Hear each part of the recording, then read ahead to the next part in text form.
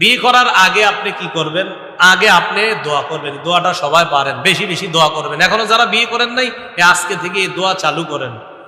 রব্বানা আতিনা ফিদ দুনিয়া হাসানাহ ওয়া ফিল আখিরাতি হাসানাতাও ওয়া কিনা আযাবান নার। রব্বানা আতিনা ফিদ দুনিয়া হাসানাহ, এই হাসানা যখন বলবেন তখন মনে মনে নিয়ত করবেন নেককার, দিনদার, সুন্দরী একটা বিবির ব্যবস্থা আল্লাহ করে দেন। হ্যাঁ, আব্দুল্লাহ ইবনে আব্বাস বলছে হাসানা দ্বারা উদ্দেশ্য এখানে সুন্দরী, নেককার, দিনদার বিবি। তো আপনার বিবি যদি সুন্দরী হয়, আবার সম্পদশালী হয়, আবার বংশীয় হয়, আবার যদি দিনদার হয়, তাহলে তো শোনায় সোহাগা। দিনদার হতেই হবে। তো এই দোয়া করা, এটা কি এই দোয়াটা করা। দোয়া করার পরে এবার আপনি বিয়ের জন্য প্রস্তুত। এখন কি করবেন? বিয়ে করার আগে ইস্তেখারা করবেন, মানে এই মেয়েটাকে বিয়ে করবেন কিনা এই ব্যাপারে কথাবার্তায় নামার আগে ইস্তেখারা করবেন। দুই পরিবারের কথা হবে, কথা বলার আগে ইস্তেখারা করবেন। মাত্র আপনাদেরকে জানানো হয়েছে যে ওরকম একটা মেয়ে আছে, এই সেই মেয়েটা এরকম এরকম, অথবা ছেলের ব্যাপারে জানানো হলো। তো জানানোর পর আপনি এবার চিন্তা করতেছেন, আচ্ছা দেখি একটু আলোচনা করি। তো আলোচনা করার আগে ইস্তেখারা করবেন। কি করবেন? ইস্তেখারা।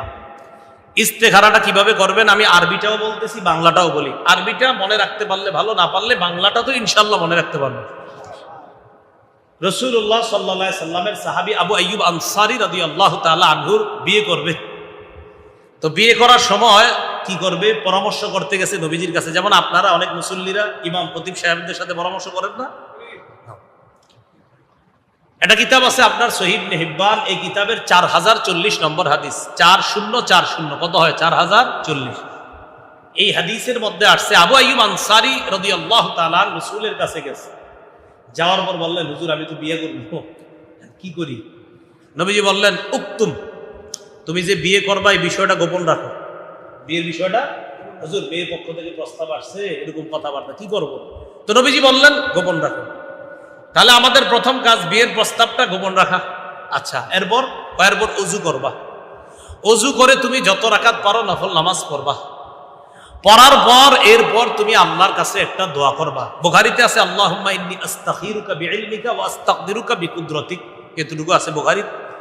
সহিহ ইবনে হিব্বানে আছে এইভাবে আল্লাহকে বলা, আল্লাহুম্মা ইন্নাকা তাকদিরু ওয়া লা আকদিরু। বাংলাটা হলো, আমি পরে বাংলাটা পুরোটা শুধু বলবো, এখন আরবির সাথে বাংলাটা বলি। আল্লাহুম্মা ইন্নাকা তাকদিরু ওয়া লা আকদিরু, আল্লাহ আপনি সক্ষম, আমি অক্ষম। ওয়া তা'লামু ওয়া লা আ'লামু, আল্লাহ আপনি সব জানেন, আমি কিছুই জানি না। ওয়া আনতা আল্লামুল গুয়ুব, আল্লাহ অদৃশ্যের সব খবর আপনি জানেন, আমি কিচ্ছু জানি না আল্লাহ। আল্লাহুম্মা ইন কুনতা তা'লামু আন্না ফি ফুলানা ওয়া তুসাম্মিহা বিইসমিহা। নবীজি বললেন এরপর তুমি আল্লাহরে বলবা, আল্লাহ আপনি যদি অমুকের কন্যা অমুকের মাঝে, সাথে সাথে বলছে তুমি মেয়ের নামটাও বলবা। নবীজি বললেন যে মেয়ের প্রস্তাব আসছে ওই মেয়ের নামটা বলবা। কথার কথা, এটা নাম কর যেটা এই এলাকায় নাই। আচ্ছা ফাতেমা তো আছে, আচ্ছা ঠিক আছে ফাতেমা, আচ্ছা ঠিক আছে, কথার কথা ফাতেমা। তো নবীজি বললেন একটা নাম বলবা, আল্লাহুম্মা ইন কুনতা তা'লামু আন্না ফি ফাতিমা খায়রান লি, ওই মেয়ের নামটা বলবেন যে মেয়ের আর কি আপনার প্রস্তাব আসছে। আল্লাহ আপনি যদি ফাতেমা নামক বা জামিলা বা খাদিজা নামক ওই মেয়ের মধ্যে যদি কোনো কল্যাণ আমার জন্য জেনে থাকেন যে হ্যাঁ এই মেয়েটা আমার বিবি হলে কল্যাণ হবে, ফাকদুরহা লি, এই মেয়েটাকে বিয়ে করা আমার জন্য সহজ করে দিন। ওয়া ইন কানা গায়রুহা খায়রান লি, আল্লাহ এই মেয়ে ছাড়া যদি অন্য কোনো মেয়ের মাঝে আমার জন্য কল্যাণ থাকে, হয়তো পারে এই মেয়ের আমার জন্য কল্যাণ নাই, অন্য পুরুষের জন্য কল্যাণ, আর আমার জন্য যদি এই মেয়ে ছাড়া অন্য কারো মাঝে কল্যাণ থাকে, ফাকজি লি, তাহলে ওই মেয়েটাই আমার জন্য ব্যবস্থা করে দেন আর এখান থেকে আমাকে উদ্ধার করে দেন। এইভাবে ইস্তেখারা করা। এবার আমি শুধু বাংলাটা বলছি, দেখেন 2 রাকাত প্রস্তাবটা আসছে, আসার পর হয়তো আপনার একদম কাছের কোনো আলেমকে জানাইতে পারেন, হুজুর একটা প্রস্তাব আসছে তো কি করব। তো এই যে আমি তখন বলেই দিচ্ছি আপনি কি করবেন, বা কোনো খতিব ইমাম সাহেবের কাছে বলবেন, উনি আপনাকেই পরামর্শ দিবে যে নবীর এক সাহাবী নবীর কাছে পরামর্শ চাইছেন, হুজুর আমি তো বিয়ে করব, আমি এখন কি করব। তো নবী বলে দিছেন প্রস্তাবটা আপাতত গোপন রাখো, কাউরে বলা বলি দরকার নাই। 2 নাম্বার ওযু করো, ওযু কইরা জয় কয় রাকাত পারো নফল নামাজ পড়ো। পড়ার পর তুমি আল্লাহকে বলবা, আল্লাহ আপনি সক্ষম, আমি অক্ষম, আল্লাহ আপনি জানেন, আমি কিছুই জানি না, আল্লাহ আপনি অদৃশ্যের সব খবর রাখেন, আল্লাহ অমুকের কন্যা অমুকের সাথে আমার বিয়ের কথা চলবে, কথাবার্তা হবে, আল্লাহ এখন কথায় আগাইতে চাচ্ছি, আল্লাহ আমার এই মেয়েটার বিয়ে করার মাঝে যদি আমার জন্য কল্যাণ থাকে তাহলে আমাকে বিয়ে করাটা সহজ করে দেন, আর যদি এটা ছাড়া অন্য কোনো মেয়ের মাঝে কল্যাণ থাকে তো ওই কল্যাণকর মেয়েটা আমার বিবি হিসাবে আপনি ব্যবস্থা করেন। সহজ না? আরে সহজ নেই। আজ এত কিছু না পারলে এমনি কেন আল্লাহ ওইটা যদি কল্যাণকর হয় মিলাই দেন, না হইলে আরেকটা মিলাই শেষ। আর কেমনি ঘুম, ঠিক আছে না ইনশাল্লাহ? আচ্ছা, তো এগুলো ইস্তেখারা করা। দিনদার মেয়ে আপনি বিয়ে করার আগে এইভাবে ইস্তেখারা করবেন, এরপরে মেয়েটাকে বিয়ে করবেন কিনা সিদ্ধান্তের দিকে আপনি আগাবেন। বিয়ে যখন করবেন, বিয়ে করার ক্ষেত্রে দিনদারিকায় প্রাধান্য দিয়ে মেয়েটাকে বিয়ে করে আপনি নিয়ে আসলেন। আসার পর এবার আপনার পরিবারের সূচনা হবে, পরিবার আপনি গঠন করবেন। পরিবার গঠন কিভাবে করবেন? আল্লাহ পাক রব্বুল আলামিন বলেন, ওয়ামদাদনাকুম বিআমওয়ালি ওয়া বানিনা, আমি তোমাদেরকে সাহায্য করি সম্পদ দ্বারা আর সন্তান দ্বারা। বলেন কি দ্বারা? সম্পদ, সন্তান। তাহলে আমার জীবনে সম্পদ হওয়া এটাও আল্লাহর পক্ষ থেকে আমার জন্য সাহায্য, আমার জীবনের সন্তান হওয়া এটাও আল্লাহর পক্ষ থেকে আমার জন্য সাহায্য। আপনি চাকরি করছেন 60 বছর, এখন আপনি রিটায়ার্ড, আর কিচ্ছু পারেন না, কিন্তু আপনি বেঁচে ছিলেন দুনিয়াতে 90 বছর, তাহলে 60 বছর পরে আরো 30 বছর চাকরি ছাড়া আছেন। কিন্তু মাশাআল্লাহ আপনার 4টা এমন সন্তান আছে, আল্লাহ দিছে 2টা সন্তান বা 1টা সন্তান এমন দিছে যেই সন্তানের কারণে এখন অভাব কি জিনিস এটা আপনার চিন্তায়ও আসে না। ওই সন্তানের মাধ্যমে আল্লাহ আপনার এত সুন্দর ব্যবস্থা করেছে। তাহলে সন্তানও মানুষের জন্য সাহায্য আল্লাহর পক্ষ থেকে, সম্পদও সাহায্য।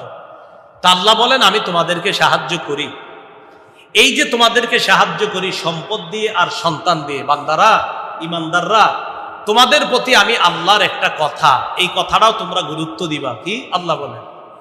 ইয়া আইয়ুহাল্লাযীনা আমানু লা তুলহিকুম আমওয়ালুকুম ওয়ালা আওলাদুকুম আন যিকরিল্লাহ। বলেন সম্পদ দেয় কে? আল্লাহ। সন্তান দেয় কে? আল্লাহ।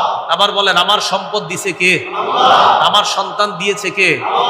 আল্লাহ। আল্লাহ বলেন ইয়া আইয়ুহাল্লাযীনা আমানু, হে ঈমানদারগণ, লা তুলহিকুম আমওয়ালুকুম ওয়ালা আওলাদুকুম আন যিকরিল্লাহ।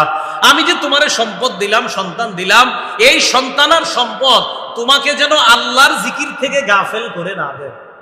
এই সন্তান সম্পদ তোমার যেন আমার জিকির থেকে গাফেল, উদাসীন বানায় না দেয়। আপনি বাসা থেকে বের হয়েছেন, এশার নামাজের ইকামত চলছে, সন্তান বলল আব্বা একটা চিপস দিয়ে যাও। এখন আপনি চিন্তা করলেন চিপসটা দিয়ে এরপরে জামাতে যাই। আপনি চিপস দিয়ে বাসা থেকে আসতে আসতে দেখলেন আইসা জামাতের 2 রাকাত শেষ। আসলে আপনার উচিত হয় না কাজটা, আপনি জামাত পরেই চিপসটা নিয়ে যেতেন, সমস্যা ছিল কি? আল্লাহ বলতেছেন তোমাদের সম্পদ আর তোমাদের সন্তান তোমাদেরকে যেন আখিরাত থেকে বিমুখ করে না দেয়, এই সন্তান যেন তোমাকে জাহান্নামের কারণ না হয়। তুমি তোমাকেও জাহান্নাম থেকে বাঁচাও, তোমার সন্তানকেও জাহান্নাম থেকে বাঁচাও। এই জন্য আল্লাহ নবীকে বলছেন ওয়া'মুর আহলাকা বিস-সালাহ, নবী আপনার পরিবারকে নামাজের কথা বলেন। আর এরপরে আল্লাহ বলেন লা নাসআলুকা রিজকা নাহনু নারযুকুক, নবী শুনেন আমি কিন্তু আপনাদের কাছে রিজিক চাই না, আমি আল্লাহ আপনাদেরকে রিজিক দেই। কি সুবহানাল্লাহ, কি বুঝছেন? নামাজের সাথে রিজিকের কথা আল্লাহ কেন বলছে এটা আগে বুঝেন। কার সাথে কিসের কথা? নামাজের সাথে আল্লাহ রিজিকের কথা কেন বলছে? আল্লাহ বলতেছেন নবী আপনি পরিবারকে নামাজের কথা বলেন, একটু পরে বলতেছে আমি কিন্তু আপনাদের থেকে রিজিক চাই না, আমি রিজিক দেই। আচ্ছা নামাজের সাথে রিজিকের সম্পর্ক কি একটু বুঝেন। ইকামত চলতেছে, দোকানদারের সামনে 5 জন এসে দাঁড়াইছে, মুয়াজ্জিন সাহেবের মুখ দিয়ে আল্লাহ বলতেছে বান্দা আসো আসো নামাজ শুরু হবে। কাস্টমার 5 জন কয় আমরা 10,000 টাকার সম্পদ, আমরা 10,000 টাকার মালামাল নিব। আল্লাহ কয় মসজিদে আসো, কাস্টমার কয় 10,000। আল্লাহ কয় মসজিদে আসো, কাস্টমার কয় 10,000। আল্লাহ বলছে বান্দা তুমি 10,000 টাকার বেচাকিনি হবেই তো, এই জন্য শাটার লাগাইতেছো না, তুমি শাটার লাগাও, নাহনু নারযুকুক, আমি তো রিজিক তোমারে দিই। আমার বুঝছেননি নামাজের সাথে রিজিকের সম্পর্ক? কয় রিজিকের চিন্তায় তোমরা নামাজ পড়ো না। আরে মিয়া তোমরা নামাজ পড়ো, রিজিক তো আমি দেই। তো এই জন্য আল্লাহ বললেন পরিবার গঠন করলা, তোমার সম্পদ তোমার সন্তান তোমার যেন আল্লাহ থেকে ভুলায়া না দেয়, আল্লাহ থেকে গাফেল করে না দেয়। এবার কি বলে দেখেন ওমাইয়া ফাআল যালিকা, যদি তোমার সম্পদ আর সন্তান তোমারে আখিরাত থেকে বিমুখ করে ফাউলাইকা হুমুল খাসিরুন, তারা হবে ক্ষতিগ্রস্ত।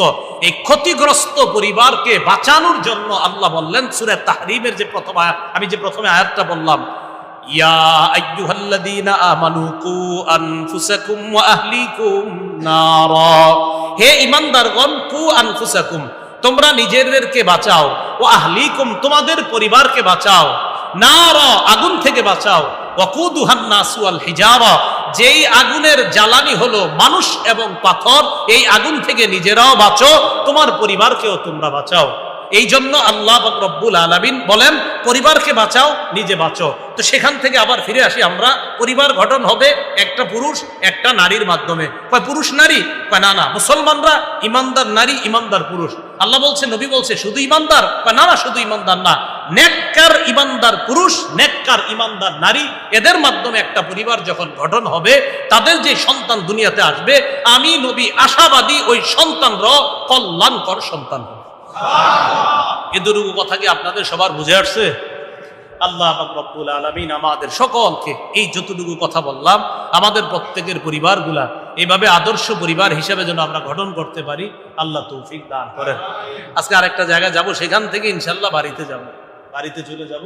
বাড়িতে যে কোনো একটা কারণে কয়েকদিন থাকবো, লম্বা সময় থাকার পরে ইনশাল্লাহ অন্য কোথাও আবার রওনা করব। আপনাদের সকলের কাছে দোয়া চাই। সামনে একটা বড় উদ্দেশ্য আছে, বড় একটা মাকসাদ আছে। এই বড় উদ্দেশ্যটা আল্লাহ যেন হাসিল করে, আল্লাহ পাক রব্বুল আলামিন যেন খুব সহজে এই উদ্দেশ্যটা আমি সমাধান করে, একদম সমাপ্ত করে, একদম সফলভাবে যেন আমি সমাপ্ত করে আপনাদের মাঝে আবার আসতে পারি। আল্লাহর সকলের কাছে দোয়া চাই, আল্লাহ পাক রব্বুল আলামিন আমাদের সকলকে আজকে যে কথাগুলা বললাম শুনলাম, এই কথাগুলোর উপর আমাদেরকে আমল করার তৌফিক দান করেন। আমিন। ওয়া আখিরু দাওয়ানা আলহামদুলিল্লাহি রাব্বিল আলামিন।